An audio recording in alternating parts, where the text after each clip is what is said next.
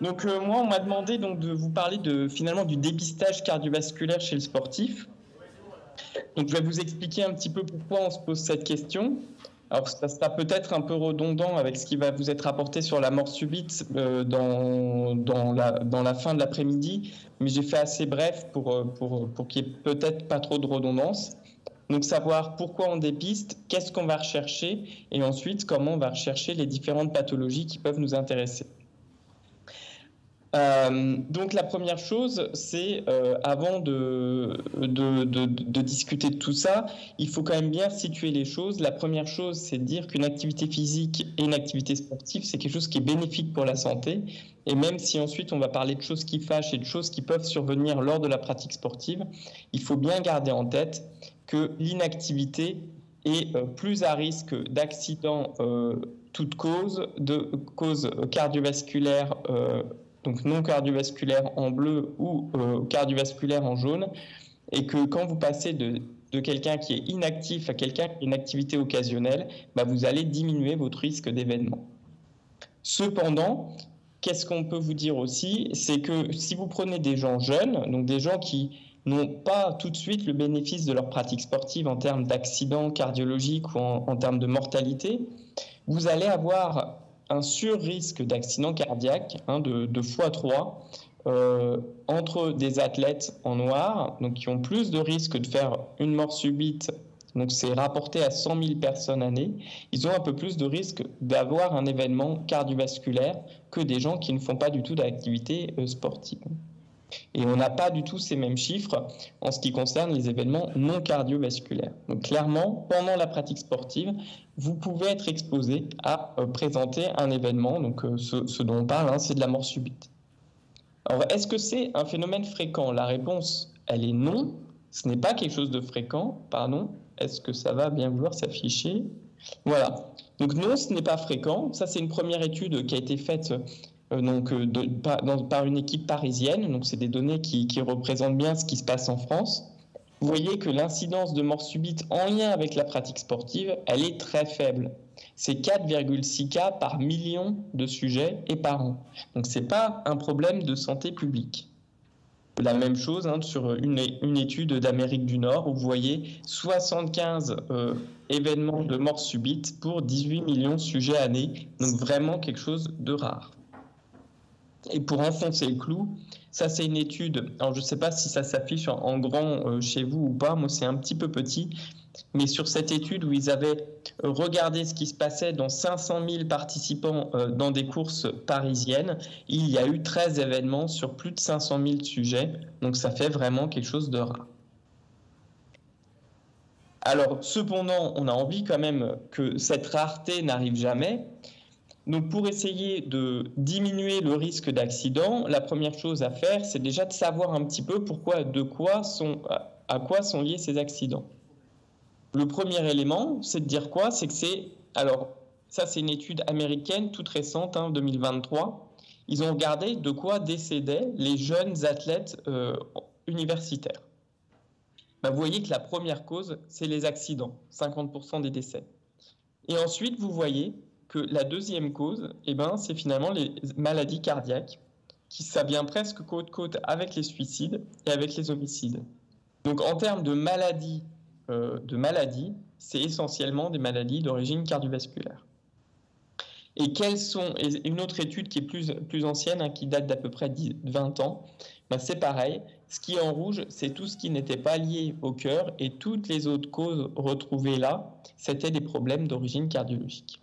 Donc c'est pour ça que dans le dépistage des sujets à risque d'avoir un événement, et dans la visite de non-contre-indication à la pratique sportive, il y a toute une part laissée au dépistage de maladies cardiaques. Alors, juste, je ne suis pas sûr que je vais vous entendre, mais pour vous, quel serait le profil type de la personne à qui il va arriver un accident lors de la pratique sportive?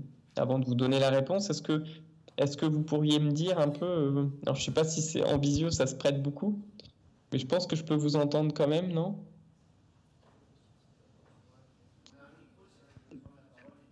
Ouais. Est-ce que vous pourriez me dire qui seront les personnes à qui il arrive le plus de choses?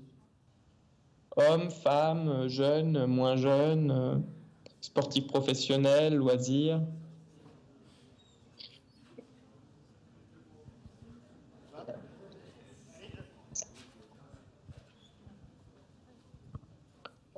Bon, ben, je vous entends pas bien. C'est les jeunes hommes de 25 ans. Ah, les jeunes hommes de 25 ans.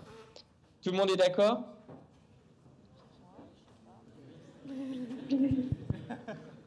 Bon, ben moi, pas tout à fait. Le profil type, c'est vraiment les sujets d'âge mûr. Et alors, il y a une partie de la réponse qui était vraie, c'est plutôt des hommes, hein, dans tous les registres. Hein, vous voyez là, je ne sais pas si vous voyez ma flèche, hein, mais il y a 97% d'hommes. C'est vraiment une immense majorité d'hommes à qui il arrive des soucis lors de la pratique sportive. Alors avant, on pouvait dire oui, c'est parce que les hommes font plus de sport, etc. Mais les choses ont vraiment changé. Ça semble vraiment pas être l'explication.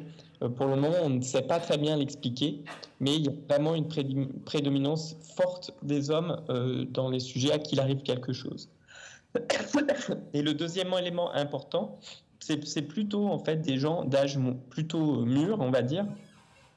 L'âge moyen, c'est autour de 46 ans, 47 ans, c'est autour de la cinquantaine. Et donc, statistiquement, c'est plutôt le sportif loisir que le sportif élite, puisque évidemment, en termes de statistiques, vous avez plus de gens qui font du sport en compétition du dimanche que de professionnels. Donc, c'est vraiment un message important. Contrairement à ce qu'on voit à la télé, les gens à qui il arrive quelque chose, c'est plutôt des hommes 50 ans, loisirs. Le deuxième truc, même si ce n'est pas encore trop sur le dépistage, mais je pense que c'est important de peut-être un peu gommer cette chose qui est souvent crue, c'est que souvent on va dire aussi, bon, il décède, mais c'est lié au dopage. Hein. Si on a une mort subite, c'est parce que les gens étaient dopés, parce qu'ils prenaient des substances illicites, etc. Alors, je ne veux pas minimiser la problématique du dopage ou la problématique des toxiques, mais c'est juste que quand on regarde cette étude qui est là encore toute récente, hein, publiée en 2023, ils ont regardé des gens entre 12 et 49 ans, donc plutôt les plus jeunes, qui étaient décédés, à qui on a fait une autopsie, et on avait aussi associé à cette autopsie un dépistage toxicologique avec une détection de médicaments ou de drogues illicites dans le sang, drogues ou médicaments à risque d'accident. Alors, excusez-moi pour la faute d'orthographe, mais on avait exclu toutes les vraies overdoses, enfin les personnes qui n'étaient décédées que parce qu'ils avaient pris des drogues en trop grande quantité. Et qu'est-ce que vous voyez? Ben, vous voyez que ça, c'est les sujets qui sont morts pendant la pratique sportive en bas et ceux qui ont fait une mort subite non lien avec la pratique sportive. Et ben vous voyez que la prévalence d'une toxicologie positive est beaucoup plus importante chez les sujets qui ne sont pas morts à l'effort. Donc, faut pas croire que toutes les morts subites des athlètes jeunes sont liées au dopage. C'est pas la réalité. Alors un autre élément, je vous ai dit un petit peu le profil type, mais on va un peu dichotomiser en fonction de l'âge. Alors c'est pas du blanc ou du noir, hein, c'est plutôt quelque chose de progressif. Mais en gros, on a une valeur un peu cut-off qu'on utilise de manière un peu empirique, c'est 35 ans. Avant 35 ans, c'est plutôt des maladies héréditaires, ce qu'on appelle des canalopathies, c'est-à-dire des maladies où le cœur, en fait, il a une tête normale, mais c'est une anomalie électrique au niveau des cellules. Donc QT long, Brugada, TV catécholergique, donc c'est des maladies vraiment rythmiques pures. Et puis, ça c'est le bleu. Et puis ensuite, il y a toutes les cardiomyopathies. En gros, c'est des anomalies du muscle cardiaque qui souvent sont d'origine génétique. Et donc c'est pareil, c'est ce qui va entraîner le plus de décès en proportion chez les plus jeunes.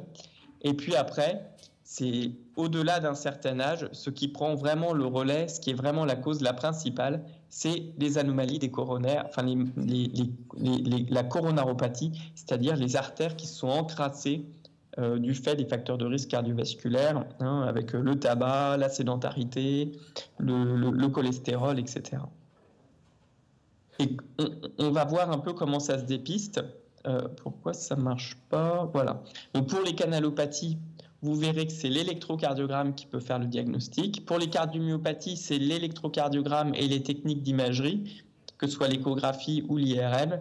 Et pour la coronaropathie, c'est soit les tests, on parle de tests fonctionnels, c'est-à-dire on regarde s'il y a une traduction de l'anomalie des artères du cœur, donc on peut faire des tests d'effort, des choses comme ça, ou bien on peut aller faire de l'imagerie des artères du cœur pour voir si elles sont rétrécies ou pas. Donc je vais un peu vous montrer les arguments pour ou contre le dépistage systématique. Déjà, on va commencer par les moins de 35 ans. Donc, qu'est-ce qui est recommandé? Qu'est-ce qui est recommandé par la Société européenne de cardiologie et par la Société française de cardiologie? Donc, ils ont mis la barre entre 12 et 35 ans.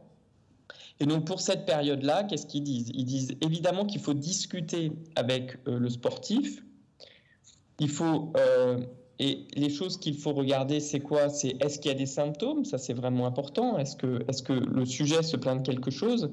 Et ça, en fait, c'est pas que du domaine médical. Hein, c'est aussi, il faut que la population générale soit informée que s'il y a des symptômes, c'est pas normal et qu'il faut consulter.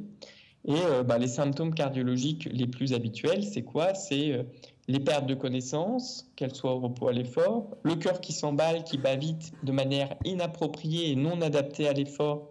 Donc là aussi, hein, c'est pas toujours facile de faire bien expliquer les choses aux patients, parce que c'est normal que la fréquence cardiaque monte à l'effort, mais il faut regarder si ça paraît approprié ou pas. Est-ce qu'on est essoufflé de manière anormale à l'effort? Donc là encore, hein, c'est pas si facile de bien préciser les choses, mais regardez s'il y a des modifications par avant, des choses comme ça, ou des douleurs dans la poitrine, que ce soit au repos ou à l'effort, c'est pas normal. Donc dans l'interrogatoire, les symptômes, c'est capital. Le deuxième élément, puisque je vous ai dit qu'on recherchait beaucoup de maladies qui sont d'ordre génétique, c'est vraiment important d'aller discuter avec le patient ou avec le sportif, hein, ou que le sportif sache qu'il doit consulter quand il y a de ces problèmes-là, quand il y a des histoires dans la famille. Hein. S'il y a des morts subites à des âges prématurés dans la famille, ça nécessite un bilan, plus que s'il n'y a rien du tout dans la famille. Donc c'est morts subites ou c'est infarctus à des âges jeunes ou des problèmes cardiologiques quelconques, ça peut motiver la consultation. Et puis ensuite, une fois qu'on a bien fait cette étape-là, qui est vraiment une étape capitale, on fait un examen clinique qui est un peu systématique. Je ne vous cache pas que ce n'est pas l'élément qui va le plus nous orienter, hein, mais évidemment qu'on regarde s'il n'y a pas un souffle cardiaque, évidemment qu'on regarde s'il n'y a pas des anomalies, de l'hypertension, des choses comme ça. Et puis l'élément supplémentaire qu'on recommande au niveau cardiologique, c'est de faire un électrocardiogramme de repos, d'enregistrer l'activité électrique du cœur au repos, une fois chez les gens à partir de 12 ans, tous les 3 ans jusqu'à 20 ans, puis tous les 5 ans jusqu'à 35 ans. Et puis après 35 ans, on verra ça sur la deuxième partie. Et si tout est normal, on s'arrête là. Il n'y a pas suffisamment d'arguments pour chercher une pathologie cardiovasculaire et il n'y a pas de problème pour continuer la pratique sportive. Et s'il y a une anomalie quelconque, des symptômes, une histoire familiale marquée ou une anomalie sur l'examen clinique ou l'électrocardiogramme, ça nécessitera un bilan plus approfondi. Mais ça, clairement, hein, on recommande ça comme dépistage vraiment de masse chez les sujets qui font du sport en compétition. Alors, pour juste justifier un petit peu tout ça, l'argument, c'est de dire, on peut très bien dire que ça ne sert à rien de dépister des gens qui ne se plaignent de rien, c'est pas vraiment le débat. Le débat que j'ai envie de vous montrer, c'est plutôt, est-ce que ça sert à quelque chose de faire un dépistage si on ne fait qu'un examen clinique et pas d'électrocardiogramme? Et la réponse, elle est non, ça sert à rien. Si vous basez que sur examen clinique, histoire de la maladie et examen clinique, hein, désolé mais c'est en anglais, vous allez dépister seulement 12% des pathologies à risque d'accident, alors que si vous rajoutez l'ECG, vous arrivez à 88%. Et puis c'est pareil, une étude un peu plus récente, 2019 américaine, où c'est pareil, on regarde la sensibilité, la spécificité de juste un questionnaire et un examen clinique, ou si on y rajoute l'ECG, et on est bien plus pertinent quand on rajoute un électrocardiogramme, même si j'admets qu'on va dépister peu de choses puisque ces pathologies sont quelque chose de rare. Donc il y a certaines sociétés, certains pays qui se disent bah non, on ne fait pas de dépistage systématique parce que l'investissement n'en vaut pas le bénéfice, puisque les accidents sont finalement très très rares. Alors, je vous fais bien sûr pas le listing de toutes les modifications que l'on peut voir sur l'électrocardiogramme et qui nécessitent d'aller plus loin, mais c'est juste pour vous expliquer que ça n'a pas toujours été évident, puisqu'il y a des modifications de l'activité électrique du cœur qui sont modifiées par la pratique sportive et qui pourraient être à tort pris comme étant des pathologies. Et donc, il existe tout un tas de classifications successives. La dernière, elle date de 2017 maintenant, où on explique aux médecins qu'est-ce qui est normal, qu'est-ce qui n'est pas normal, qu'est-ce qu'on a le droit de voir ou pas sur un ECG de sportif qui fait au moins 4 heures de sport intense par semaine, et qu'est-ce qui nécessite ou pas de faire des examens complémentaires. Alors, sans rentrer trop dans les détails, il y a un peu de débat en ce moment sur est-ce qu'il ne faudrait pas commencer plus tôt. Pourquoi ? Parce que si on regarde un peu, donc ça c'est les causes de décès en bleu au repos ou en rouge à l'effort. Évidemment, ça c'est l'âge des sujets. Évidemment qu'il y a plus d'accidents à 18-19 ans qu'à 10 ans. Mais si on regarde le ratio repos-effort, il y a plus d'accidents relativement à l'effort chez les plus jeunes. Et donc, il y a un petit peu de débat de savoir s'il ne faudrait pas faire l'ECG, même un petit peu avant 12 ans. Et puis la deuxième chose, mais là encore, c'est tranché par les recommandations françaises ou européennes, c'est de dire faire une fois un électrocardiogramme, c'est bien, mais ça suffit peut-être pas. Là, c'est ce que je vous ai encadré, c'est de savoir si on avait trouvé la pathologie à risque à la première évaluation ou à une évaluation répétée. Et vous voyez qu'on trouve beaucoup de choses le premier coup, mais on trouve aussi des choses quand on refait l'examen. Raison pour laquelle aujourd'hui il est recommandé de faire un bilan périodiquement, au moins tous les 3 ans. Pardon. Hop. Et puis là je vous ai mis, il y a encore beaucoup de débats, beaucoup de pistes à améliorer pour mieux interpréter l'électrocardiogramme, pour mieux utiliser ces outils pour mieux dépister. Alors, qu'est-ce qui est aussi dit ? C'est un autre examen qu'on a à notre disposition en tant que cardiologue qu'on aime beaucoup, c'est l'échographie cardiaque, l'échographie transthoracique. On a une sonde, on met du gel sur cette sonde et on regarde au niveau du thorax quelle tête a le cœur, est-ce qu'il est trop épais, est-ce qu'il est trop dilaté, est-ce qu'il se contracte bien, etc.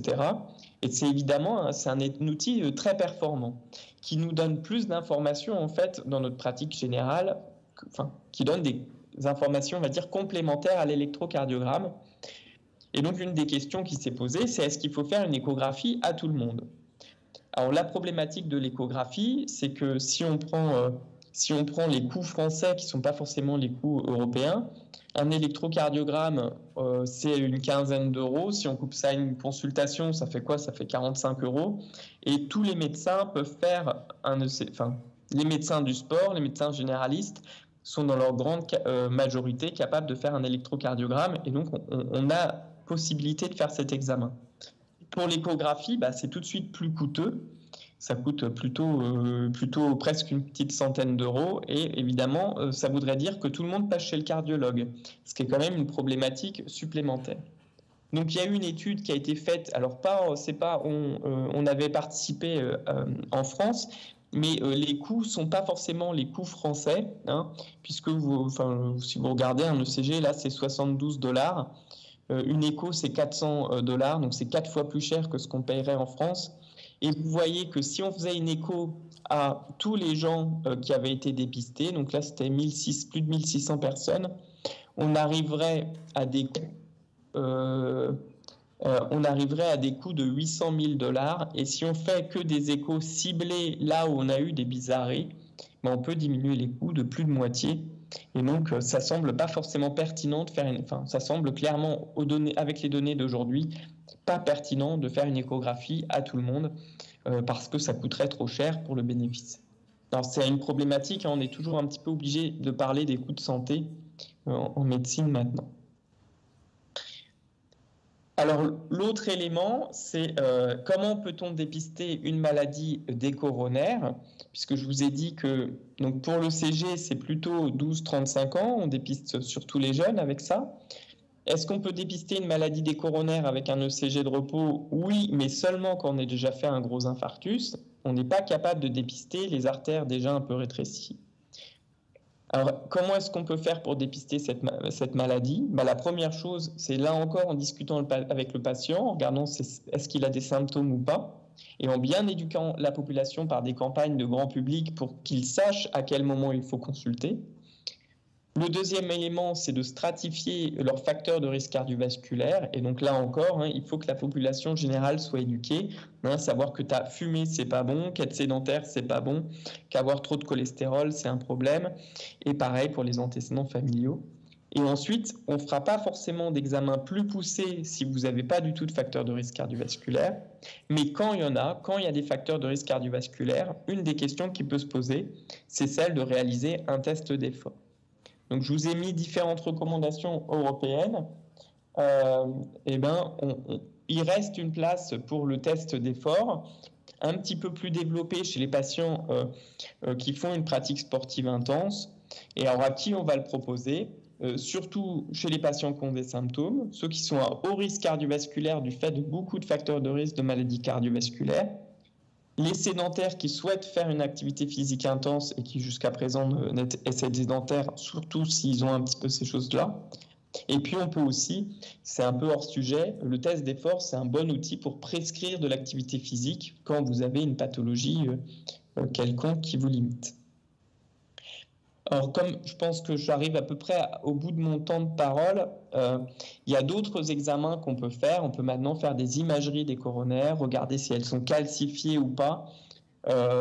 Donc, il y a d'autres examens à notre disposition pour essayer de dépister tout ça, mais qui sont plutôt des examens de deuxième ligne et vraiment réservés aux patients à risque. Voilà, j'ai un peu fini de vous parler du dépistage. Juste une diapo pour aussi insister sur le fait que c'est bien de dépister, mais aussi il faut avoir un plan B quand votre dépistage a raté et que vous êtes passé à côté d'une cardiopathie et qu'il se produit un accident.